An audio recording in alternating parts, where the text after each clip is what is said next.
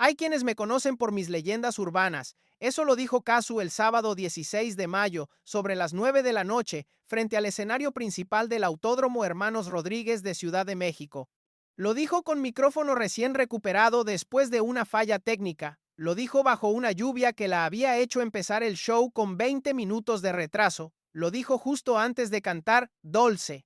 Y al decirlo, sin nombrar a nadie, la prensa mexicana entendió a quién iba dirigido. El Universal lo tituló como indirecta, TV Azteca lo levantó como mensaje a Nodal, Excelsior lo recogió como guiño al ecosistema Aguilar, las redes lo replicaron en minutos. Mientras eso pasaba en el autódromo, Ángela Aguilar no publicaba nada. Su última publicación en Instagram era del 9 de mayo, 7 días antes. Su cuenta con 10 millones de seguidores llevaba 8 días sin actividad. Pepe Aguilar tampoco, Emiliano tampoco, Cristian Nodal tampoco. 4 de las personas más mediáticas del regional mexicano, 4 cuentas que normalmente publican 4 o 5 veces al día, callaron juntas durante todo el fin de semana del Tecate Emblema. ¿Qué frase puede provocar ese tipo de silencio coordinado? ¿Qué tiene que estar pasando en una familia para que 4 de sus figuras públicas, justo cuando una sola palabra podría cortar la sangría, decidan no abrir la boca? ¿Sabía Casu, al pronunciar leyendas urbanas, el efecto que iba a producir del otro lado de la pantalla? ¿Lo calculó o le salió? Te voy a llevar a la noche del 16 de mayo minuto a minuto. Te voy a mostrar los números que hacen de Casu hoy la artista latina con más capital cultural acumulado en 6 semanas. Y te voy a contar por qué 4 silencios coordinados pesan más que cualquier comunicado oficial. Antes de seguir, quiero preguntarte algo. ¿La frase leyendas urbanas fue jugada calculada con micrófono en mano o se le escapó a Casu en pleno show? Déjamelo en los comentarios porque de eso vamos a hablar. Autódromo Hermanos Rodríguez, sábado 16 de mayo. 20 minutos después de la hora programada, con lluvia bajando sobre la grada, una mujer argentina con bailarinas vestidas de adelitas sale al escenario más grande del Tecate Emblema. El Autódromo Hermanos Rodríguez está construido sobre un terreno que durante décadas fue la pista oficial de la Fórmula 1 mexicana. Está en la zona oriente de Ciudad de México, en la delegación Iztacalco, junto al Foro Sol.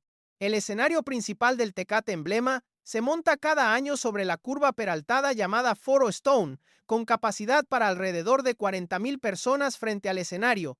El sábado 16 de mayo de 2026, según los datos logísticos del recinto reportados por Guacamole Project, la afluencia acumulada del fin de semana proyectaba 150,000 asistentes, el 95% de la capacidad instalada para todo el festival. Casu estaba programada para subir al escenario a las 8 de la noche. La lluvia empezó a caer sobre Iztacalco a partir de las 7:30.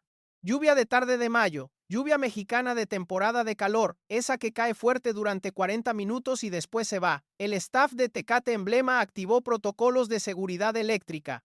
Las cabinas de sonido se cubrieron con lonas. El director técnico del festival pidió retrasar el inicio del show. Casu salió finalmente a las 8:20, 20 minutos tarde. 40,000 personas mojadas esperando bajo el cielo encapotado. El telón se levantó con Vidala del Crispín. La canción es tema sureño argentino del folclore tradicional. Tiene tambores graves. Tiene voz aguda en tono profundo. Tiene un patrón rítmico ancestral que viene de la zona andina. Cazzu salió con un vestuario que mezclaba la indumentaria gaucha del norte argentino con el corte tradicional de las adelitas mexicanas. Detrás de ella, 8 bailarinas vestidas como adelitas hacían malambo. El malambo es el baile masculino del gaucho, botas con espuelas, movimientos de zapateo seco. Esa noche, en CDMX, las adelitas bailaban malambo. La cita cultural quedó montada desde la primera nota. Cazzu vino vestida de México y trajo a sus bailarinas a bailar como argentinas mexicanizadas, una operación simbólica precisa. La cantante extranjera no llega a México para imitar a México. Llega para mostrar que el cruce funciona en las dos direcciones. El público, mojado, entendió la propuesta, se levantó, aplaudió Vidala del Crispín como si fuera cielito lindo. Y ahí pasó la primera falla técnica del show. El micrófono de Cazzu quedó mudo durante los primeros segundos del segundo tema. La cantante hizo gesto al técnico, sonrió al público, esperó. El staff resolvió en menos de un minuto. El show continuó. Los siguientes 30 minutos fueron de catálogo. Mucha data, Maléfica. Algunas canciones del repertorio trapero clásico mezcladas con cumbias del álbum nuevo. La gente coreó. Las cámaras del festival enfocaron a Kazu desde 3 ángulos distintos. La lluvia bajó de intensidad, pero no se fue del todo. Kazu, durante Chapeadora, tuvo el segundo fallo técnico del show. Los in-ears se le desconectaron en pleno verso. Hizo una pausa de 3 segundos. Soltó una risa hacia el monitor del baterista. Comentó al público, sin micrófono, algo que las primeras filas escucharon como «me dejaron sin oído». El público se rió con ella. Volvió a su línea. El show siguió. Aquí entra la pieza que conviene retener. A diferencia de muchas artistas pop contemporáneas, Kazu no escondió sus fallos técnicos del 16 de mayo. Los hizo parte del show. Cuando una cantante con sello discográfico grande tiene un fallo de micrófono o de in-ears, lo normal es que el equipo de redes después borre o minimice esos momentos en los reels oficiales. Lo de Kazu fue lo opuesto. La cuenta oficial del festival y la propia cuenta de Latinaje compartieron horas después los videos de los fallos como si fueran parte del encanto. La estrategia de comunicación entendía que la honestidad técnica generaba más conexión emocional que un show perfecto, y la audiencia lo recibió así. Sobre el minuto 40 del set, Kazu hizo una pausa larga. Caminó hasta el centro del escenario, habló al público, dijo que era domingo en Argentina, que estaba pensando en su familia. Felicitó a quienes cumplían años el 16 de mayo. Pidió a la audiencia que se mantuviera segura porque había mucha gente y la lluvia había dejado el piso resbaloso. Y entonces, sin avisar, soltó la frase que sería titular en todos los portales mexicanos al día siguiente. Hay quienes me conocen por mis leyendas urbanas. Pausa de un segundo. La banda esperando la entrada de Dolce, Kazu mirando al público.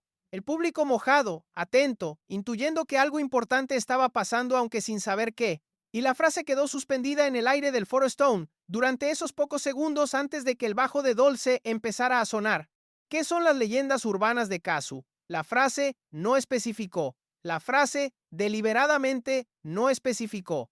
Porque cualquier mexicano de cierta edad que estuviera en ese estadio o viendo el streaming desde su casa sabía a qué leyendas urbanas se estaba refiriendo. La leyenda urbana de Kazu hoy se compone de varias capas. La capa 1, su separación pública de Cristian Nodal en mayo de 2024 después de poco más de 2 años de relación y una hija en común. La capa 2, la velocidad inusual con que Nodal apareció públicamente con Ángela Aguilar pocas semanas después de esa separación. La capa 3, los rumores de infidelidad que circulan desde entonces en redes sociales y en programas de espectáculos. La capa 4, la demanda por custodia que Nodal presentó contra ella en Jalisco en noviembre de 2025, todavía sin notificación formal. La capa 5, la presunta visita de Nodal al hotel de Kazu en Houston el 11 de mayo, narrada por el programa Hoy, sin confirmación de ninguno de los implicados. La capa 6, la coronación pública por A. B. Quintanilla en San Antonio el 10 de mayo. Y la capa 7, todo lo que las redes inventan, deducen, suman, restan y multiplican sobre ella cada día. Esas son las leyendas urbanas que Kazu mencionó, las suyas, no las inventadas por terceros sobre otros, las que existen alrededor de su nombre. Y al nombrarlas ella misma en escenario, frente al público mexicano, hizo dos cosas a la vez. Asumió control sobre el relato y le pasó la pelota a quienes se beneficiaban de mantener esas leyendas urbanas suspendidas en la ambigüedad, porque mientras nadie las nombre, todas pueden ser ciertas y falsas al mismo tiempo. Cuando alguien las nombra desde adentro, alguien tiene que responder. El Universal lo tituló al día siguiente como Indirecta a Nodal. TV Azteca lo tituló como Mensaje a Nodal y Ángela. Excelsior lo registró como Guiño al ecosistema Aguilar. La interpretación periodística fue unánime. La frase «leyendas urbanas» iba dirigida hacia un destinatario específico, aunque sin nombre, y el destinatario lo entendió perfectamente. Aquí va la primera pregunta para ti, mujer mexicana que me estás escuchando. Cuando una mujer extranjera, en pleno escenario mexicano, frente a 40,000 compatriotas tuyos, decide nombrar sus propias leyendas urbanas en lugar de esperar a que otros las usen contra ella, ¿es eso un acto de fuerza o un acto de vulnerabilidad? ¿Qué dice de una mujer que tiene el control de cómo se cuenta su propia historia, justo cuando otros llevan meses contándola en su contra? Déjamelo en los comentarios, porque tu lectura va a marcar cómo entendamos el resto del episodio. La frase de leyendas urbanas no fue la única operación simbólica de la noche. Hubo dos más, igualmente cargadas. La primera fue una reflexión que Casu introdujo antes de Sí una vez, antes de la canción de Selena. Casu dijo, palabras textuales recogidas por el Universal: la música no debe subir a la gente, sino unirla. Esa frase merece análisis. La frase subir a la gente en español de México tiene un doble sentido específico. Puede significar elevar emocionalmente, pero también puede significar exaltar enojosamente, atizar, provocar. Cuando Cazzu dijo, la música no debe subir a la gente, estaba enviando un mensaje a quienes han usado canciones para alimentar el conflicto público. ¿A quiénes? A Cristian Nodal, que con Miel con Licor, lanzada 9 días antes, había generado debate masivo sobre si las letras hablaban de Ángela como decepción amorosa. A Ángela Aguilar, cuya entrada al regional mexicano con repertorio prestado generó polémica desde 2020, a los corridos tumbados que viralizaron pleitos personales en letras. La frase de Cazzu se posicionó en contra de ese uso instrumental de la música, se posicionó del lado de la música como unión, y al posicionarse, definió qué tipo de artista quiere ser ella y qué tipo de artistas son los demás. La segunda operación simbólica fue el cover de Sí una vez, la canción de Selena Quintanilla Pérez, la canción que A.B. Quintanilla había acompañado en Texas 6 días antes, la canción que cerró el set principal de Cazzu en CDMX.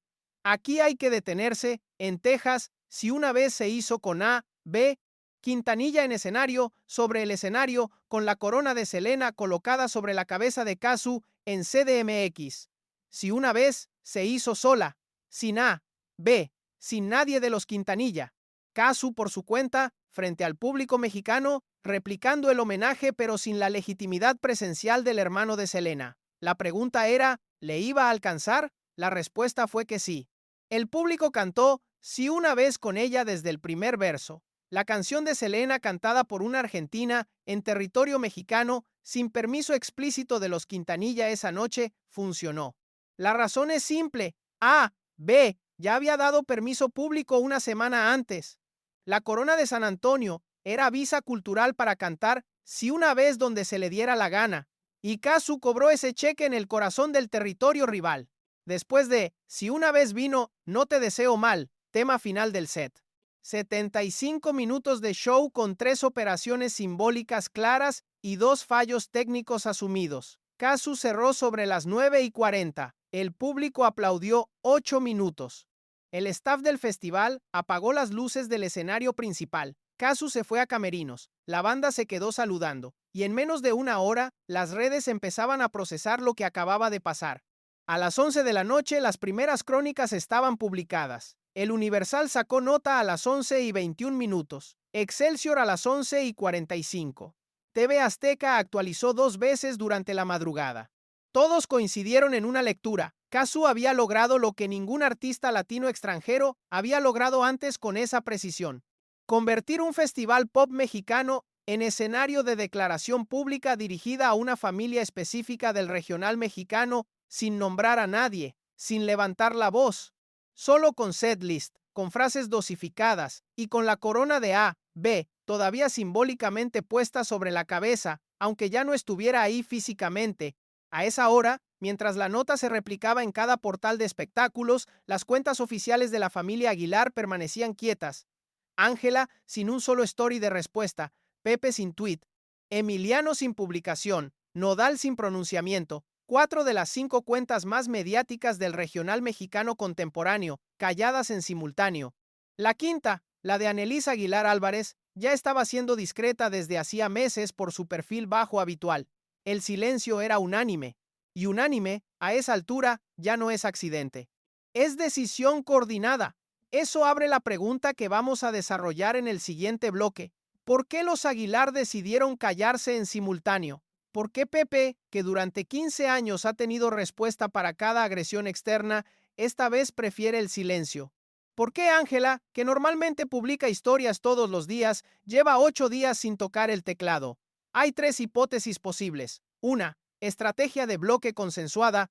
2. Parálisis por sobreexposición. 3. Simple imposibilidad operativa de responder. Vamos a ver cuál de las tres se sostiene mejor con los datos disponibles. Y para eso, antes que nada, vamos a mirar los números que hacen que ese silencio cueste mucho más caro hoy que hace 6 meses, los números de Casu. La asimetría de capital cultural, acumulado por ella en las últimas 6 semanas frente al desgaste operativo del clan Aguilar. Esa asimetría es lo que convierte una frase suelta en escenario en un episodio histórico de transferencia de poder dentro de la música latina contemporánea. Hay una manera limpia de medir el éxito de un artista latino contemporáneo. Tres indicadores duros, sin interpretación posible, sin lecturas subjetivas. Indicador 1. Boletos vendidos en mercados de habla inglesa. Indicador 2. Posicionamiento en los charts oficiales de Billboard. Indicador 3. Velocidad de venta en recintos emblemáticos como el Madison Square Garden de Nueva York. Esos tres indicadores son los que utilizan los promotores, los abogados de contratos, las casas discográficas y los inversionistas de la industria musical para decidir cuánto vale un artista en mayo de 2026.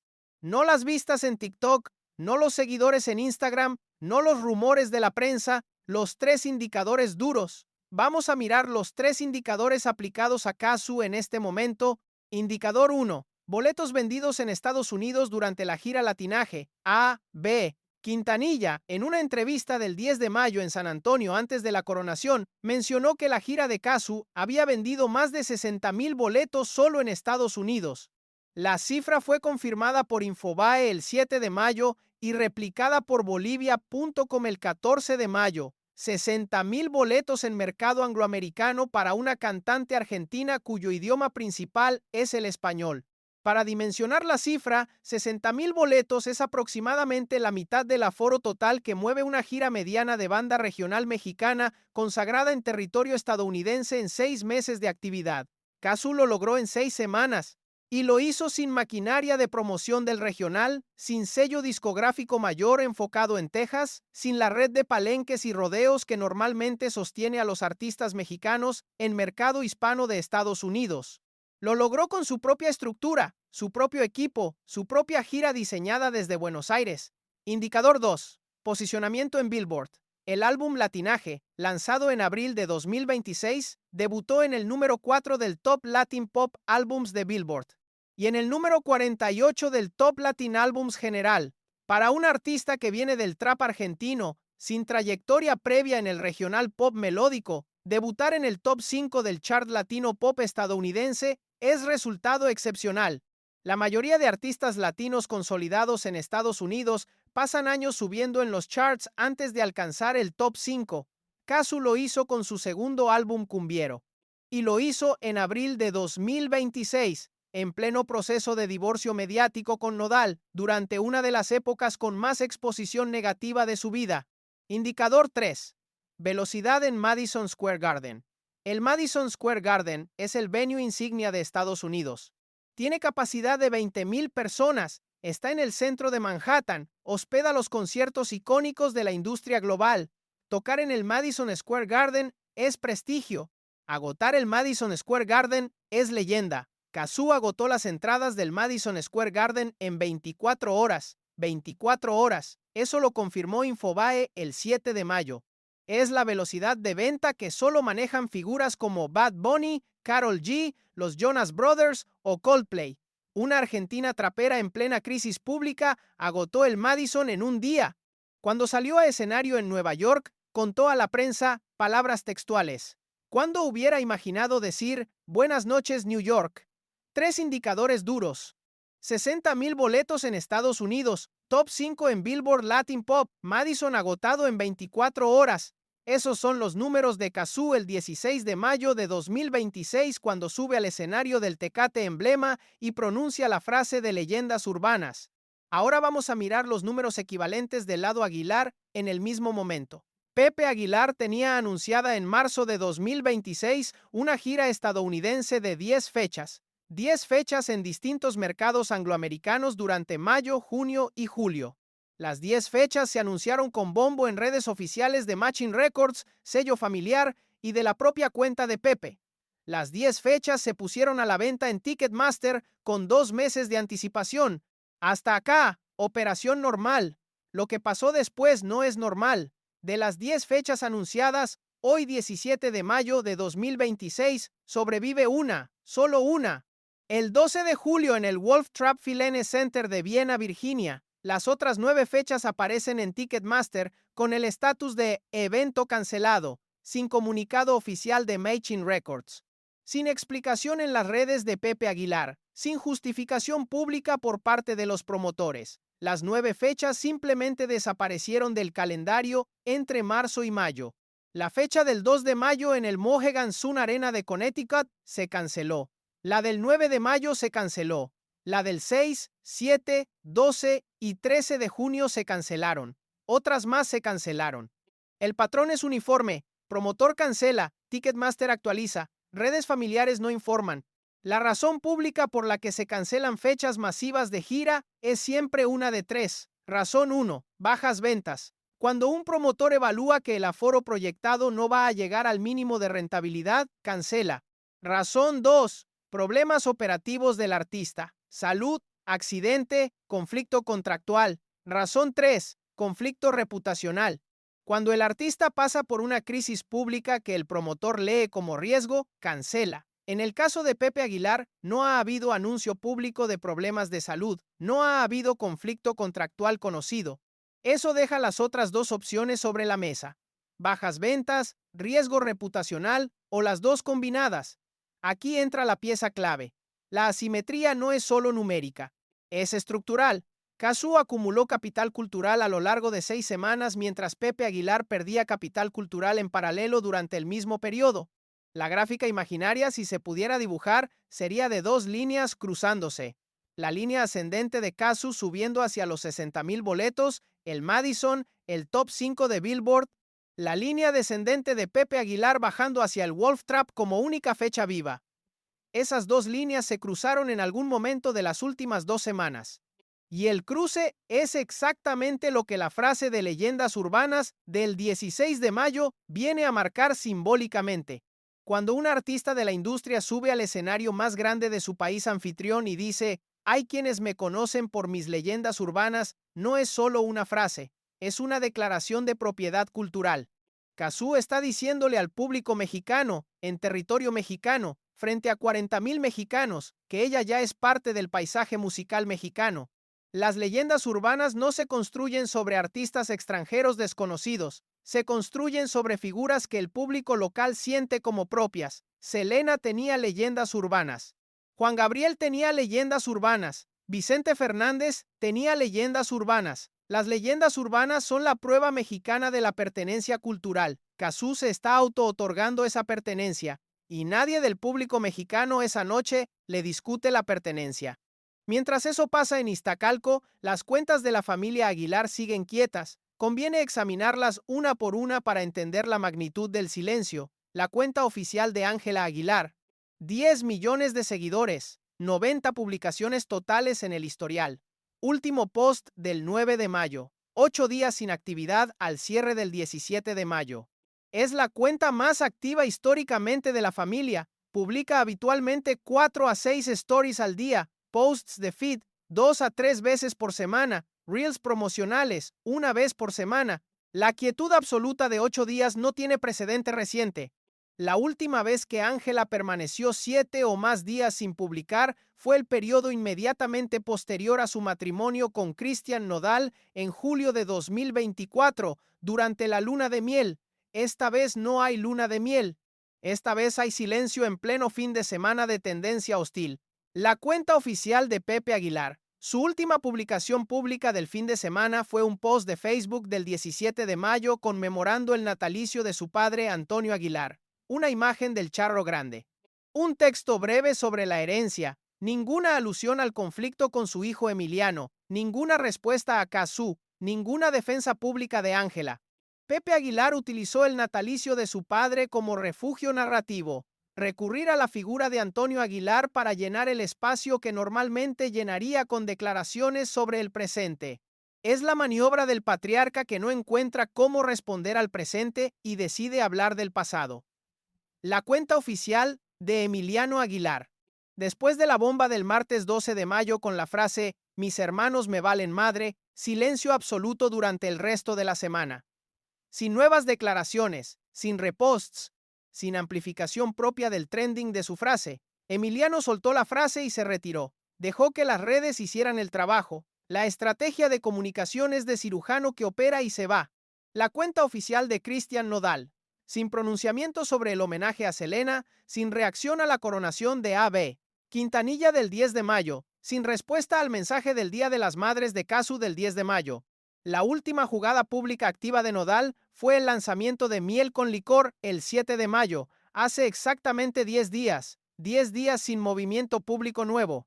Para una cuenta que normalmente publica 2 veces al día, es desproporcionado. 4 cuentas activas, 4 silencios, coordinados en tiempo, en intensidad, en duración. Eso no es accidente. Aquí va una segunda pregunta para ti. Si tú fueras encargada del equipo de comunicación de la familia Aguilar este fin de semana, ¿qué harías? ¿Saldrías a publicar contenido positivo para diluir la conversación? ¿Atacarías frontalmente a Cazzu? ¿Te quedarías callada esperando que el ruido pase solo? Cada una de esas opciones tiene costos. ¿Cuál escogerías y por qué? Déjamelo en los comentarios, porque tu lectura del manual de crisis dice mucho sobre lo que está pasando del otro lado de la pantalla.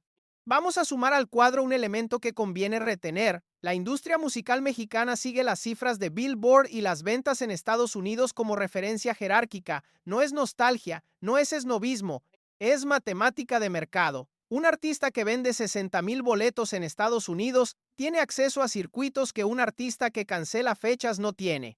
Un artista que agota el Madison Square Garden en 24 horas tiene poder de negociación con marcas, plataformas y festivales que un artista que reduce su gira a una sola fecha no tiene. Eso afecta endorsements, royalties, contratos de plataforma, prioridad en algoritmos de Spotify y Apple Music. La asimetría de capital cultural se traduce en asimetría económica concreta. Y la asimetría económica concreta se traduce, dentro de 2 o 3 meses, en asimetría de capacidad operativa para el siguiente ciclo de lanzamientos. Mientras Cazzu prepara su fecha del 18 de mayo en Querétaro y la del 21 de mayo en Hollywood, Florida, Pepe Aguilar planifica cómo sostener su única fecha vigente del 12 de julio en Wolf Trap. La diferencia operativa entre ambas situaciones es enorme. Un artista en plena expansión versus una marca patriarcal en proceso de contracción. Y la contracción de Pepe Aguilar arrastra con ella a Ángela y a Leonardo, porque la maquinaria comercial familiar opera como bloque integrado. Si Pepe no llena salas, Ángela también pierde ventas. Si Pepe cancela fechas, Leonardo también pierde fechas. La familia funciona como bloque económico, y el bloque económico está sangrando. Vamos a aterrizar el dato más concreto sobre la asimetría. El 21 de mayo, dentro de 4 días, Cazzu va a cantar en Hollywood, Florida, en un venue con capacidad para 8,000 personas. Boletos prácticamente agotados. El 21 de mayo, en paralelo, Pepe Aguilar no tiene ningún concierto programado. Su agenda pública entre hoy y el 12 de julio está vacía. Cazzu va a estar en 5 escenarios distintos durante ese periodo. Pepe Aguilar va a estar en 0 escenarios estadounidenses durante ese periodo. Esa es la asimetría operativa concreta. Y mientras esa asimetría se acumula, la frase leyendas urbanas sigue rondando en redes. Cada vez que un usuario de TikTok crea un edit sobre el show del 16 de mayo, las leyendas urbanas se replican. Cada vez que un portal de espectáculos publica una nota nueva sobre el cierre de la gira de Cazzu, las leyendas urbanas aparecen citadas. La frase se está convirtiendo en marca de la transición. La marca de cuando el capital cultural cambió de manos públicamente. Eso nos lleva a una pregunta más profunda que vamos a desarrollar en el siguiente bloque. Si los Aguilar saben que la asimetría es real, si saben que el silencio de 4 cuentas en simultáneo durante 48 horas se lee como confesión por omisión, si saben que cada hora que pasa sin respuesta la lectura de Cazzu se consolida, ¿por qué siguen callados? La respuesta tiene 3 capas. La primera capa es estratégica, la segunda capa es operativa, la tercera capa, la más incómoda, es psicológica. Vamos a desarmar las 3 en el siguiente ciclo y vamos a ver por qué el silencio del bloque familiar Aguilar no es señal de fuerza táctica, sino de algo mucho más serio. Algo que tiene que ver con saber que cualquier respuesta que se emita en este momento va a empeorar las cosas. Esa convicción interna, compartida por las 4 cuentas en simultáneo, es lo que llamamos pánico de comunicación. Y el pánico de comunicación, una vez que se instala en una familia mediática del calibre de los Aguilar, no se cura en 48 horas. El pánico de comunicación tiene un nombre técnico dentro de las consultoras de crisis de imagen. Se llama lockdown reflexivo. Es el estado en el que el equipo de comunicación de una figura pública decide que cualquier movimiento, sea cual sea, va a empeorar la situación y por lo tanto opta por congelar toda actividad en redes. El lockdown reflexivo es la última herramienta del manual. Se usa solo cuando las herramientas anteriores ya fallaron. Antes del lockdown hay 3 etapas. Etapa 1. Respuesta inmediata para neutralizar el ataque. Etapa 2. Redirección hacia contenidos positivos para diluir la conversación. Etapa 3. Contraataque dirigido contra el origen del ataque. Cuando las 3 etapas fracasan o se evalúan como contraproducentes, viene la cuarta, el lockdown. Quietud absoluta hasta que el ciclo de atención se mueva por sí solo hacia otra noticia. La familia Aguilar entró en lockdown reflexivo el sábado 16 de mayo. Las primeras horas todavía permitían margen de maniobra. Hasta las 11 de la noche, mientras Casu cerraba con "No te deseo mal", las cuentas familiares todavía podían reaccionar. Alguna story de Ángela con contenido neutro, una foto de Pepe en familia, una publicación de Leonardo sobre su trabajo, cualquier movimiento que llenara el espacio público del fin de semana con contenido propio. Eso es lo que un equipo de comunicación normal habría hecho. Eso es lo que cualquier consultora de crisis recomendaría hacer durante las primeras 6 horas posteriores a un ataque viral. Los Aguilar no hicieron nada. Pasaron las 11 de la noche del sábado, pasaron las 12, pasó la 1 de la madrugada del domingo, pasaron las 5. A las 9 de la mañana del domingo 17, las redes mexicanas estaban inundadas de notas sobre leyendas urbanas. Las cuentas Aguilar seguían quietas. Esa quietud, mantenida durante 18 horas críticas, es lo que confirma el lockdown reflexivo. No es elección de un solo día, es decisión sostenida. ¿Por qué los Aguilar decidieron el lockdown? Hay 3 capas que conviene desarmar. Capa 1. Estratégica. La consultora de crisis evalúa que cualquier respuesta directa amplifica el problema. Si Ángela sale a hablar de Casu, le da más cámaras a Casu. Si Pepe defiende públicamente a Ángela, demuestra que la frase "leyendas urbanas" tocó algo real. Si Nodal contesta el homenaje a Selena, ratifica que se sintió aludido. Cada movimiento confirma. El silencio, en cambio, deja la pregunta abierta. Y cuando una pregunta queda abierta, el público termina cansándose y pasa a otro tema.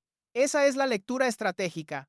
Es lectura razonable. Tiene precedentes en otras crisis familiares de figuras públicas. Funciona cuando el ciclo de atención dura entre 72 horas y 7 días. El problema con esa lectura es que asume que la crisis termina cuando la prensa deja de hablar, y eso no es lo que está pasando con los Aguilar.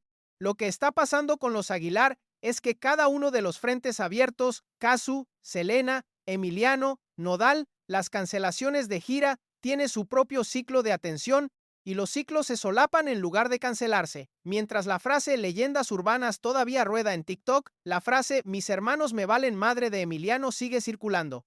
Mientras esas dos circulan, las cancelaciones de gira siguen visibles en Ticketmaster. Mientras eso pasa, Miel con licor sigue interpretándose como indirecta de Nodal a Ángela.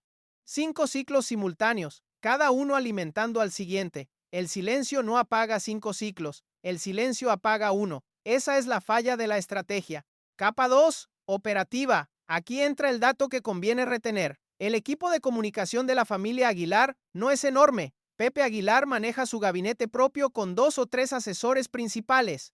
Ángela tiene asistentes de prensa contratados, pero opera bajo dirección general de Pepe. Cristian Nodal tiene su equipo propio, separado del de los Aguilar. Emiliano no tiene equipo de comunicación estructurado, opera él solo desde su cuenta personal. 5 figuras públicas con 3 estructuras de comunicación distintas. La coordinación entre las 3 estructuras durante una crisis es difícil, lenta y consume muchas horas de reuniones internas antes de cualquier publicación pública. Mientras eso ocurre internamente, las redes públicas siguen vacías. Esa es la realidad operativa del silencio. No es que no quieran hablar, es que no logran ponerse de acuerdo internamente sobre qué decir. Capa 3. Psicológica. Esta es la capa más difícil de comprobar desde fuera, pero hay indicios que valen la pena anotar. Pepe Aguilar es un patriarca acostumbrado a tener la última palabra dentro de su familia. Durante 15 años, Las crisis se resolvieron porque él dictaba qué se decía y qué se callaba. Lo que está pasando esta semana es distinto. Esta semana, Pepe no tiene control sobre 3 de los 5 frentes. No tiene control sobre lo que dice Casu en escenario. No tiene control sobre lo que diga A, B, Quintanilla cuando le coloca una corona a Casu. No tiene control sobre lo que dice su propio hijo Emiliano cuando se sienta en TV Notas y suelta Valen madre. El patriarca se queda con 2 frentes a manejar, Ángela y Leonardo, y los otros 3 se le escaparon. Esa sensación de pérdida de control puede generar parálisis decisional. Y la parálisis decisional, aunque venga de motivos humanos legítimos, se proyecta hacia afuera como debilidad pública.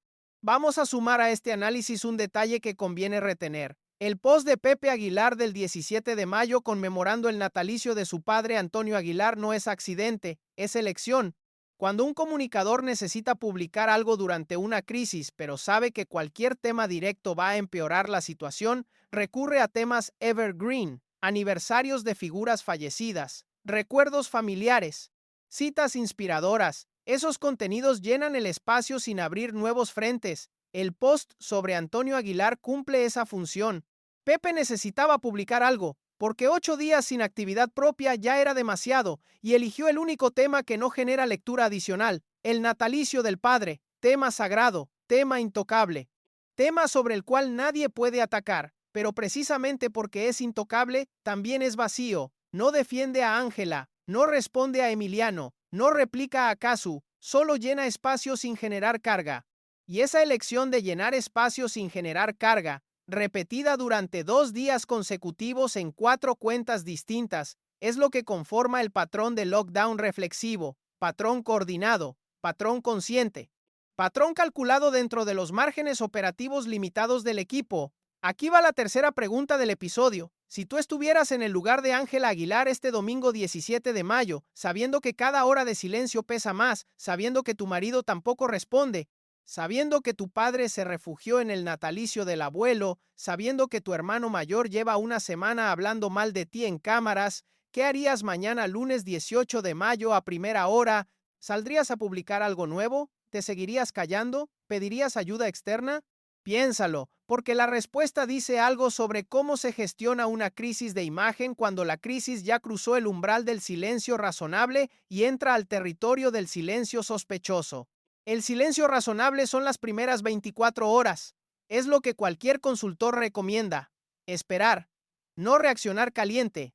Permitir que pase el primer pico viral. Pasadas las 24 horas, el silencio empieza a leerse distinto. Pasadas las 48 horas, el silencio se convierte en confesión por omisión y los Aguilar están exactamente en la frontera. El domingo 17 a las 9 de la noche se cumplen las 48 horas desde el cierre del show de Casu. A las 9 de la noche del domingo, si las cuentas familiares siguen vacías, la lectura pública va a consolidarse. Y consolidada, ya no se puede revertir con un comunicado de lunes a primera hora. Esa es la trampa del lockdown reflexivo prolongado. Funciona en crisis pequeñas, falla en crisis grandes con varios frentes simultáneos. Porque mientras los frentes siguen abiertos sin respuesta, la narrativa contraria se consolida como verdad pública. Y una vez consolidada, el costo de revertirla es exponencialmente mayor. Vamos a mirar el horizonte inmediato. Mañana lunes 18 de mayo ocurren 3 cosas en paralelo. Una, Cazzu llega a Querétaro para su siguiente fecha de gira. Si replica, si una vez como cierre, si vuelve a mencionar leyendas urbanas antes de Dolce, si reproduce la coreografía simbólica del 16 de mayo, entonces el setlist queda consolidado como declaración política permanente, no como gesto aislado. 2. Los programas de espectáculos vuelven a transmitir después del fin de semana. Ventaneando, Chisme no like, hoy, de primera mano, todos vuelven a su programación regular el lunes, y todos abren con el tema Casu. Esa cobertura televisiva amplifica masivamente lo que en redes ya está rodando. 3. Las cuentas Aguilar van a tener que decidir si rompen el silencio o lo sostienen. Si lo rompen, eligen entre ratificar la lectura existente o intentar revertirla. Si lo sostienen, dejan que el lunes y el martes consoliden la narrativa de Cazzu como verdad pública. Cada una de esas decisiones tiene costos calculables. Romper el silencio el lunes a primera hora, con publicación de Ángela o de Pepe, permite todavía algo de margen para redirigir la conversación. Romper el silencio el martes ya es tarde. Sostener el silencio durante la próxima semana entera convierte el lockdown en derrota tácita. Y la derrota tácita en una industria como esta tiene consecuencias económicas que se sienten dentro de 6 a 12 meses, cuando los promotores deciden los presupuestos de la próxima temporada de giras. Pasemos al elemento más incómodo del análisis. Hay una pregunta que las consultoras de crisis hacen siempre cuando una familia pública entra en lockdown reflexivo durante más de 48 horas. La pregunta es, ¿qué saben ellos que nosotros no sabemos? ¿Por qué deciden tragar la pérdida pública en lugar de luchar por el relato? Hay dos respuestas posibles. Respuesta 1. Saben que cualquier defensa pública abre flancos legales que prefieren no exhibir. Respuesta 2. Saben que algunos de los datos que circulan tienen sustento real que ellos no quieren confirmar ni negar. Las dos respuestas son inquietantes. Las dos sugieren que el silencio no es estrategia de imagen, es estrategia de contención de datos. Y aquí entra la pieza más importante de todo el análisis. La frase leyendas urbanas que Casu pronunció el sábado 16 tiene un efecto adicional, aparte del simbólico. La frase activa la atención pública sobre todas las leyendas urbanas que circulan sobre Casu y por extensión sobre las personas que aparecen en esas leyendas urbanas.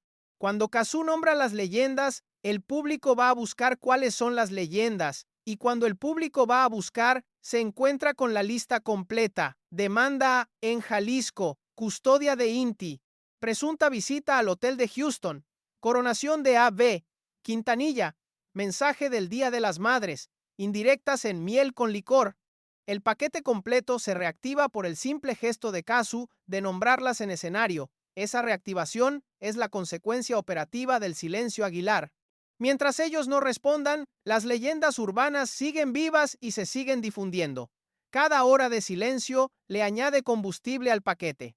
Esa dinámica explica por qué el silencio coordinado tiene costos crecientes con el paso del tiempo. No es estabilidad, es deuda acumulada. Cada hora de lockdown aumenta el saldo que tendrán que pagar más adelante en términos de credibilidad pública. Termina esta semana entrante con 3 escenarios posibles para los Aguilar. Escenario 1. Comunicado coordinado el lunes a primera hora. Ángela publica story con foto neutral. Pepe publica algo sobre la gira en México. Emiliano se queda callado o lanza algo conciliador. Ese escenario podría detener la consolidación de la narrativa Casu sin admitirla. Es la jugada óptima, pero requiere coordinación interna que hasta hoy no han mostrado. Escenario 2. Declaración individual de Pepe explicando el conflicto familiar como tema privado y pidiendo respeto a la prensa. Esa jugada le quita peso al silencio, pero amplifica el problema Emiliano. Escenario 3. Silencio prolongado durante otra semana entera. Ese escenario consolida la lectura Casu como verdad pública permanente. Y permanente, en esta industria, significa para los próximos 12 meses al menos.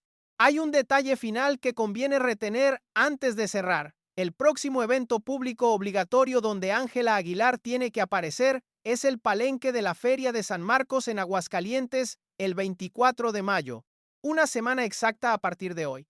Si llega a esa fecha, sin haber roto el silencio público, va a tener que cantar frente a un público mexicano que estará buscando cómo reaccionar.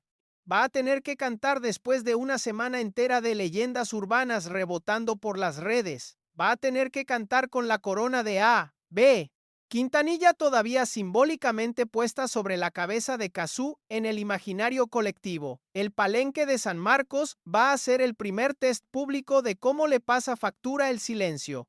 Y el primer test público es donde se mide qué tan profundo es el daño acumulado. Vamos a cerrar el episodio con ese horizonte.